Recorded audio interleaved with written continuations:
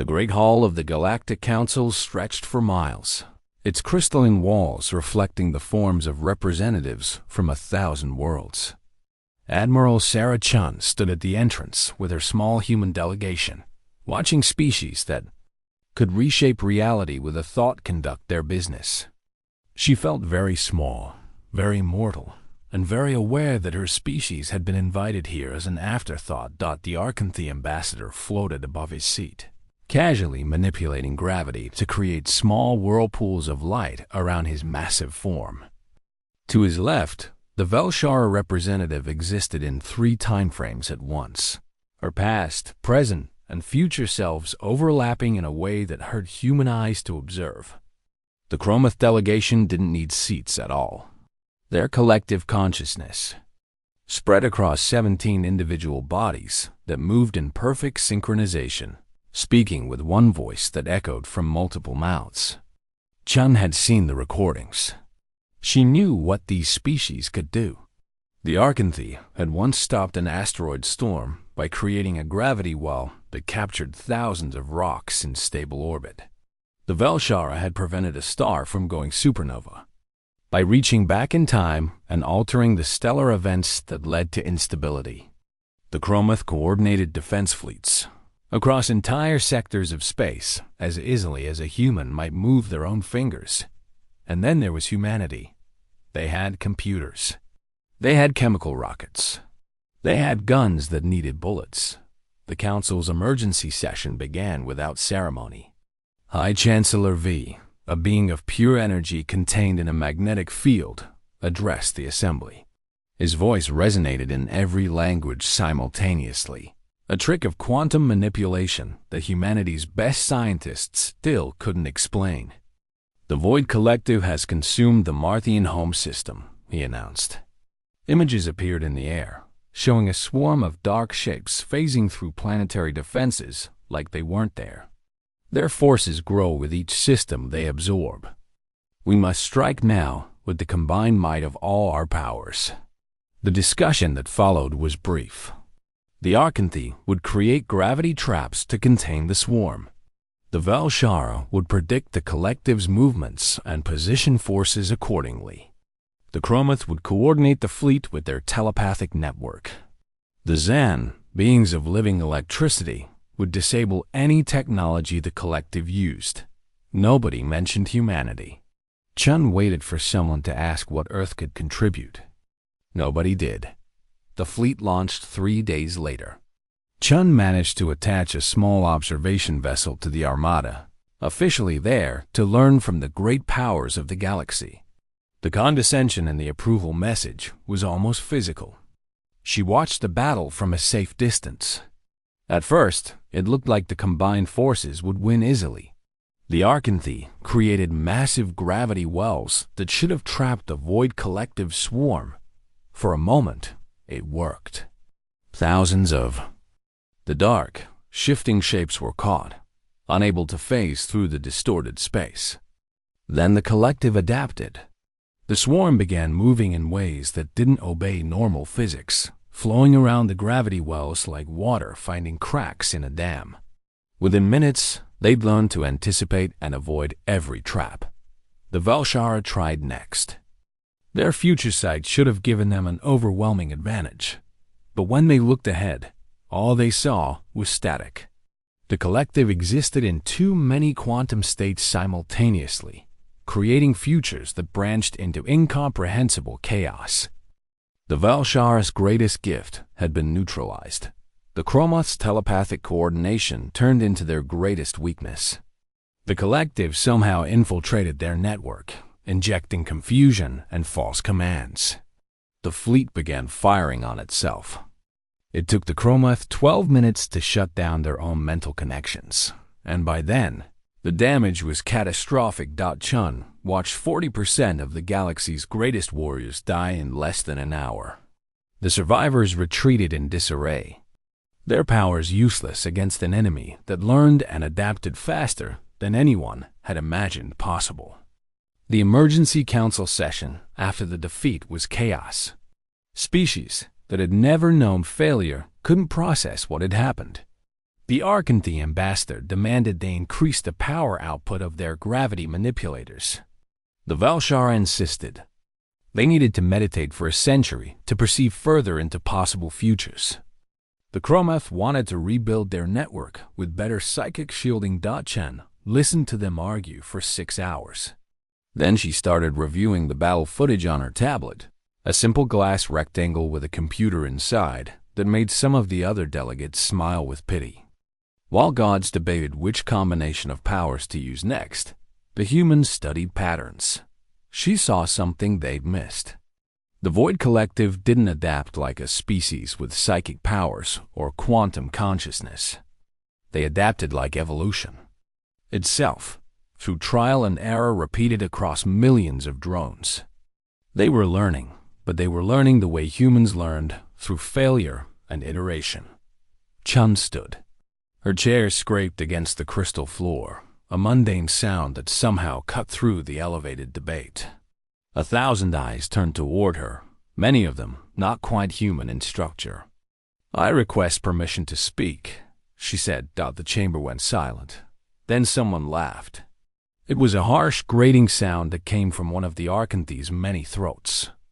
Others joined in, not all of them kindly. High Chancellor V gestured for quiet. "The human has traveled far to attend this council. We should hear her words, brief though they must be." His tone suggested he was being generous, indulging a child who wanted to speak at an adult's table. Chun walked to the central platform. She felt the weight of 1,000 species watching her, judging her, finding her wanting. She pulled up the battle footage on the chamber's display system. "The Void Collective adapts to powers," she said simply. "Every time you've attacked them, you've used abilities they can study and counter. The Archanthy's gravity wells follow predictable laws of physics. The Valshara's time side operates on quantum principles. The Chromath's telepathy uses psionic frequencies. These things can be learned. These things can be defeated. And what? Would you suggest, little human?" The Archanthy ambassador's voice dripped with amusement. "That we stop using our gifts? That we become as weak as your species?" Chun met his gaze. She'd practiced this moment in her head 1,000 times, knowing it would come. "I suggest you let us try something the collective has never encountered. Something that can't be predicted by studying power patterns or quantum states or psionic frequencies." "And what is this miracle weapon?" The Valshara spoke, her 3 time streams converging to focus on Chun with genuine curiosity. "Unpowered warfare," Chun said. "Tactics, deception, adaptation. The things my species learned because we never had powers to rely on." The laughter this time was louder. The Archanthy ambassador actually used his gravity manipulation to press Chun to her knees, increasing the weight on her shoulders until she had to brace herself against the floor. "This is the human's place," he announced. On their knees, acknowledging their betters, Chun's legs shook. Her shoulders screamed in pain. But she'd been through military training that these beings couldn't imagine. She'd done push-ups in boot camp until her arms gave out, then done more. She'd run until she vomited, then kept running. She pushed back against the gravity, against the pain, against the casual cruelty of someone who'd never had to struggle for anything. She stood. The Archanthy's expression shifted to surprise. He increased the gravity. Chun's bones creaked. She stayed standing. "We've survived worse than you," she said through gritted teeth. The pressure vanished suddenly. The Valshara had moved, faster than Chun's eyes could follow, and placed a hand on the Archanthy's shoulder. "Look at her timeline," the future seer said quietly. "Really look." A pause. Chun couldn't see what they saw, but she knew humanity's history. War after war. Plague after plague. Ice ages and famines and disasters that should have ended them. And yet they'd survived. Not through power. Through sheer, bloody-minded refusal to die. "You may have one ship," the Valshara said finally. "One chance. When you fail, you will evacuate to Council protection, and leave the fighting to those capable of it. Chun nodded. She didn't say what she was thinking, that humanity had been told they would fail for their entire existence, and they were still here. The human fleet arrived at Tereth Prime with 72 hours before the Void Collective's projected arrival. Admiral Chun stood on the bridge of the UNSC Endeavour, studying the planet below.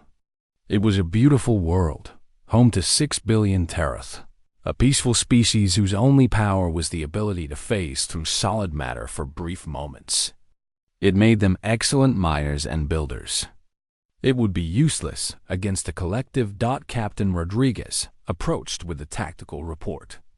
"Ma'am, the Tereth Planetary Defense Force is asking what they should do. They seem confused by our landing parties." "Tell them to follow our instructions exactly," Chun said. "Even if they don't understand why." Especially if they don't understand why, she thought. Over the next 3 days, the human forces transformed the continent around Tereth Prime's capital into something the galaxy hadn't seen in 1,000 years, a conventional battlefield. They dug trenches in neat geometric patterns. They laid cables, actual physical cables, connecting command posts. They planted thousands of devices in the ground that the Tereth engineers examined with puzzlement. "These are just mechanical pressure plates connected to explosives," one of them said. "Why not use quantum mines? They're more reliable." "Because quantum mines broadcast a detectable signature," explained Lieutenant Sarah Kim, one of Chun's xenobiologists who'd been hastily trained in combat engineering. "These don't broadcast anything. They just sit there and wait." The humans strung miles of razor wire. They positioned artillery that used chemical explosives to throw chunks of metal through the air. They set up acoustic weapons, sonic disruptors, and even some World War II-era searchlights pulled from military museums. The Tereth governor met with Chun on the evening before the collective's arrival. He was a nervous being, his translucent body shifting with anxiety. "Admiral, I must ask, are you certain about these primitive methods? The Council's observers are laughing at us. They say you're building a museum, not a defense." Chun looked at the holographic display showing her defensive network. It looked like something from Earth's early 20th century, all trenches and kill zones and fallback positions. "Governor, every species in this galaxy fights the same way. You use your powers, hope they're stronger than your enemy's powers, and if they're not, you lose. Humanity never had that option. We learned to fight differently. By digging holes in the ground? By doing whatever works," Chun replied. "And by changing what works before the enemy figures it out." The Void Collective arrived ahead of schedule, which Chun had expected. The Valshar's predictions were useless against them, so humanity planned for every contingency. The swarm came as a dark cloud that blotted out the sun. Millions of individual drones that moved like a single organism. They phased through the first layer of sensor nets without slowing. The automated defenses that would have vaporized a normal fleet didn't even register their presence. The swarm descended toward the capital, confident and unstoppable. Then the first mine detonated. The explosion was crude by galactic standards, just chemicals and shrapnel. But shrapnel doesn't care if you can phase through energy shields. The fragments were solid matter moving at high velocity. And the collective drones learned a lesson humanity had known for millennia. Kinetic energy is kinetic energy, no matter how primitive its source. 3,000 drones died in the first 10 seconds. The swarm pulled back, adapting, analyzing. Chun watched their pattern shift on her screens. "They're going to try phasing deeper into the ground to avoid the mines," she predicted. "Prepare sonic disruptors." The collective did exactly what she'd anticipated, phasing down into the earth to come up behind the human lines. They emerged directly into a kill zone where massive speakers pumped specific frequencies into the ground. The collective's phasing ability relied on quantum coherence. The sonic disruptors disrupted that coherence. 2,000 more drones dropped out of phase, suddenly solid and vulnerable. Human soldiers opened fire with conventional weapons. Bullets, missiles, flamethrowers, everything in humanity's arsenal of crude but effective killing tools. The battle lasted 6 hours. Every time the collective adapted to one tactic, Chun switched to another. When they learned to avoid the sonic disruptors, she used chemical weapons, substances that interfered with their molecular bonds. When they adapted to the chemicals, she deployed biological agents, engineered viruses that attacked their cellular structure. But more than the weapons, it was the deception that broke them. Chun had prepared false supply depots that looked important on sensor scans. When the collective concentrated forces to destroy them, they walked into ambush. She ordered fake retreats that led swarm elements into isolated kill zones. She even had hackers transmit false damage reports, making the collective think they were winning until it was too late. On the UNSC Endeavor, Rodriguez watched the tactical display with growing amazement. "Ma'am, they're actually falling for it. They can phase through walls and adapt to any weapon, but they're falling for a fake retreat." Chun nodded. "They've never fought a species that lies. Every power-based species in this galaxy fights honorably because their powers are too dangerous for deception. They prove their strength and accept the outcome. But humanity? We cheat. We've been cheating for our entire history because we had no other choice." The Galactic Council observers watched the battle in stunned silence. Admiral Vex of the Archanthy stood at his observation post, his multiple eyes fixed on the tactical displays. "She's using tactics from our pre-power era," he said slowly. "Things we haven't needed in 10,000 years. The Velshar observer, Ambassador Keth, nodded her 3 time-stream heads.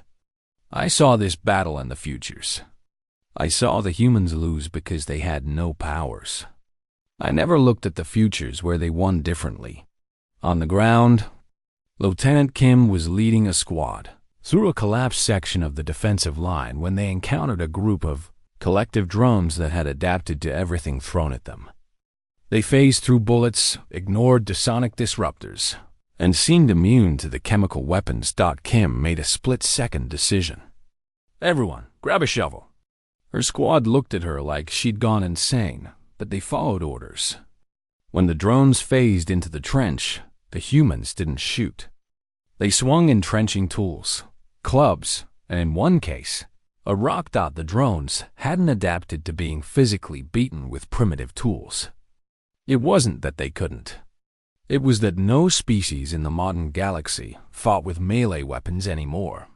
The collective's adaptation algorithms had no data on this kind of warfare. By hour 7, the swarm was in retreat. They'd lost over 40% of their forces to weapons and tactics they couldn't predict or counter. For the first time since their expansion began, the Void Collective withdrew not because they'd won, but because they needed to reanalyze their approach. Chan watched them go, then activated the fleet-wide broadcast. "All forces, begin recovery operations. I want casualty reports and ammunition counts in 30 minutes. The cost had been heavy. 30% of the human fleet was damaged or destroyed. Chun's own ship had taken a ramming attack in the final minutes that left the bridge exposed to vacuum. She'd been in her pressure suit, but 7 crew members hadn't been as lucky. Ambassador Keth materialized on what remained of the Endeavor's bridge. Her ability to move through time making conventional doors irrelevant. She looked at Chun with something that might have been respect. "We were wrong about your species," she said simply. "We thought you were powerless. We failed to understand that you're not without power. You're without limitations. Powers define what we can do. You have no such boundaries." Chun pulled off her helmet. Her face was covered in soot and blood from a cut across her forehead. "Ambassador, respectfully, we've always known we were weak. That's why we got good at everything else." The Galactic Council reconvened in emergency session. This time, Admiral Chun didn't stand at the entrance like a supplicant. She walked straight to the central platform, and nobody laughed. High Chancellor V addressed the assembly with uncharacteristic gravity. The human defense of Tariff Prime has succeeded where our combined powers failed. We must acknowledge an uncomfortable truth. Our gifts have made us predictable. The Archanthy delegation shifted uncomfortably. Admiral Vex spoke, his voice lacking its earlier condescension. Our people have manipulated gravity for so long that we've forgotten how to think in terms of basic physics. We created gravity wells because that's what we do. We didn't consider that perhaps a gravity well isn't always the answer. The Volshara's future sight has failed us, Ambassador Keth added. We see what will happen, but only within the framework of how powers interact. The humans showed us that there are futures we couldn't perceive because they operate outside that framework. The debate continued for hours, but the conclusion was inevitable.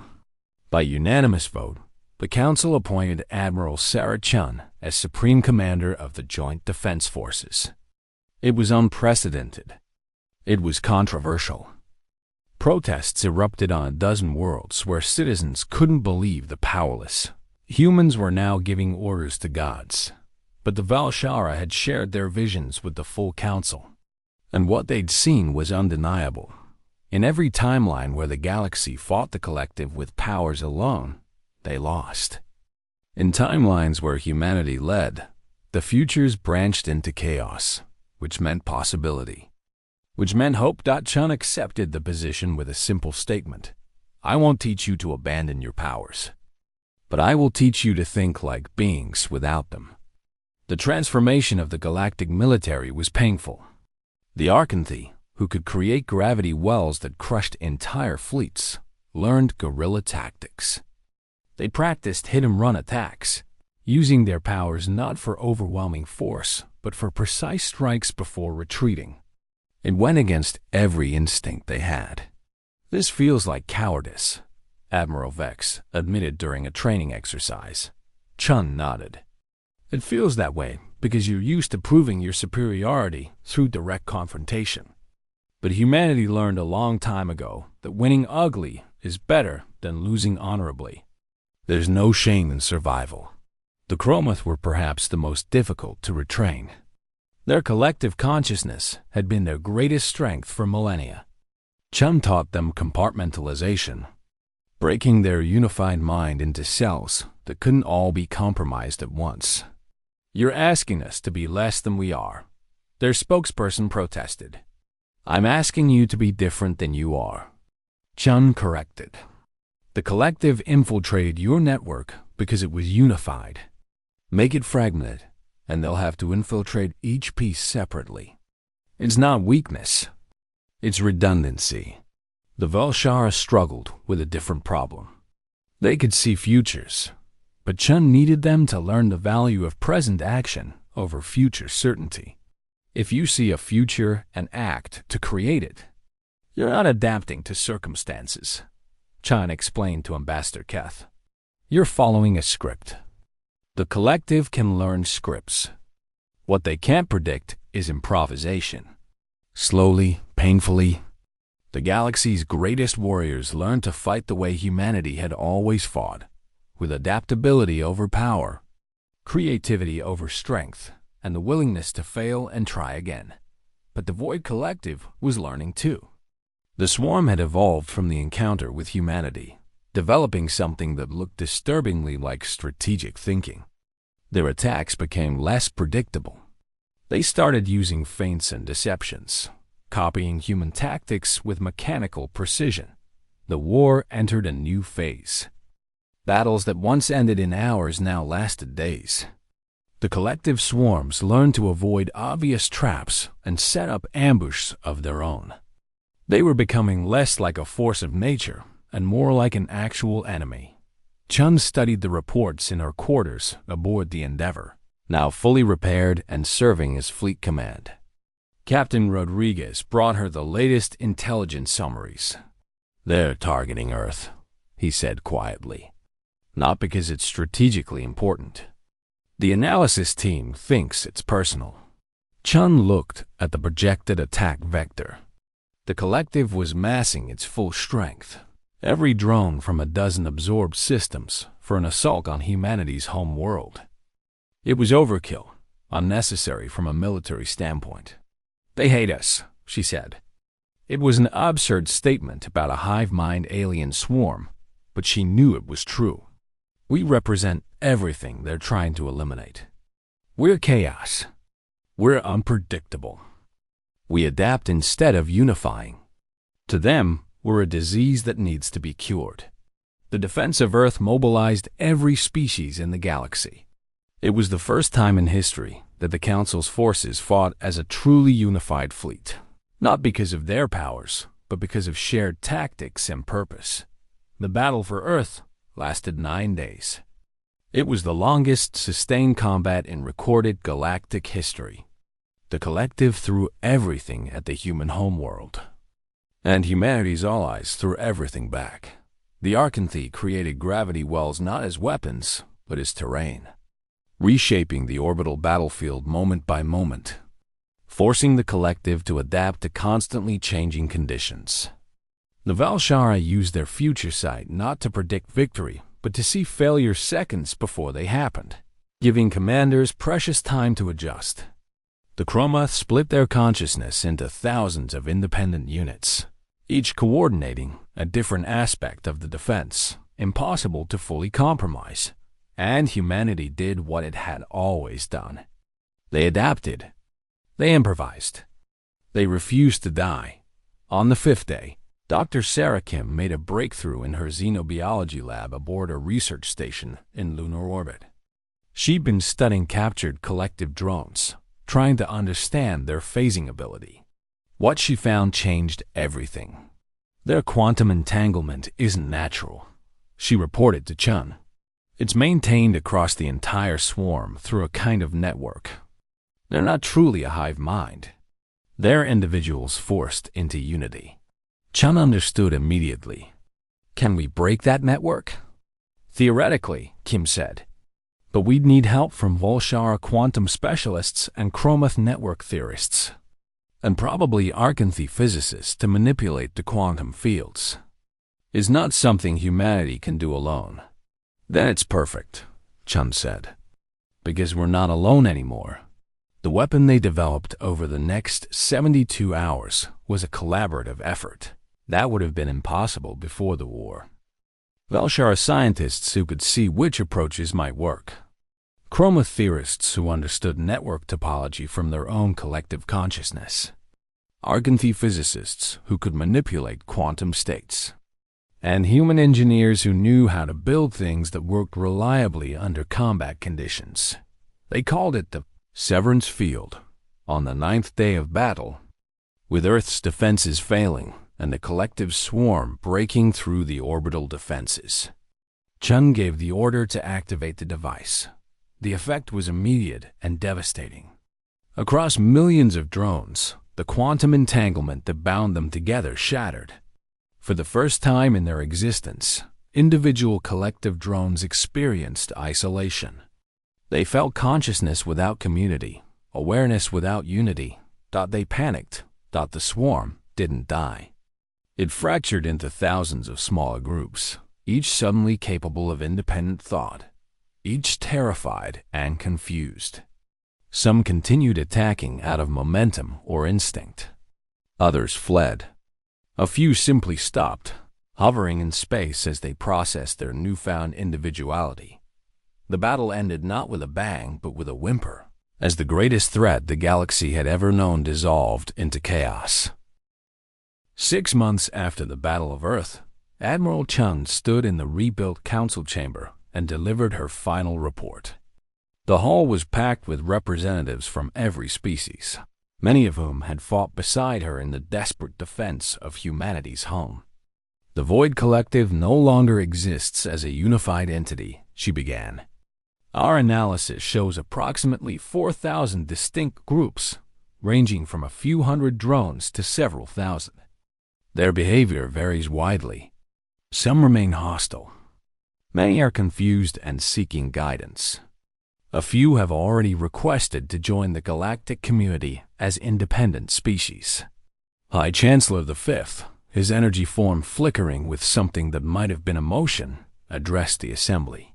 This was not the victory we imagined. We thought we would destroy the collective through superior power. Instead, we gave them the one thing we claimed they could never have: individuality. I find myself uncertain whether we should celebrate or mourn. Ambassador Keth of the Velshara stood. Her 3 time streams no longer overlapped as precisely as they once had.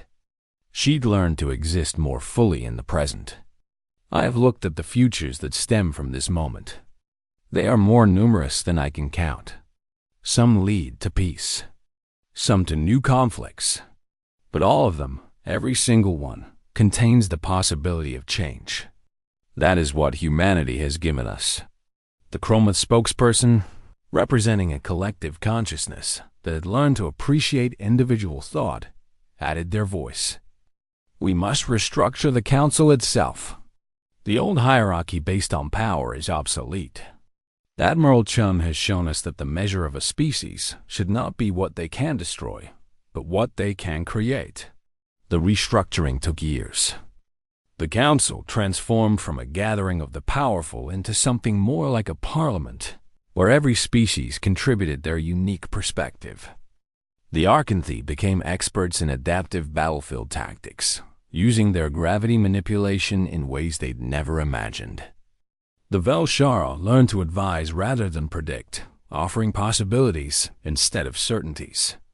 The Chromath developed protocols for distributed decision-making that balanced unity with individual initiative. And humanity? Humanity became the teachers of last resort, the species other civilizations called when they faced problems that powers couldn't solve. Human advisors were attached to every major fleet and research station, not to command, but to ask the questions nobody else thought to ask. Chun retired from military service 2 years after the Battle of Earth. She was 54 years old, decorated by every major government in the galaxy, and tired in a way that went deeper than bones. She returned to Earth, to a small house in the mountains where she could see the stars at night. The galaxy sent her gifts. The Archanthy built a monument in her honor that manipulated gravity to create a sculpture of swirling light.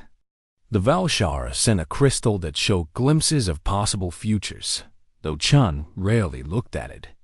The Chromath offered to include her in their collective consciousness permanently, to preserve her thoughts and experiences for eternity. She declined politely. "I'm just tired," she told them, "and I've earned the right to rest." But the galaxy didn't forget. On the anniversary of the Battle of Earth, now celebrated across 1,000 worlds as Unity Day, children learned about the powerless race that saved everyone. The story grew with each telling, becoming legend, but the core truth remained.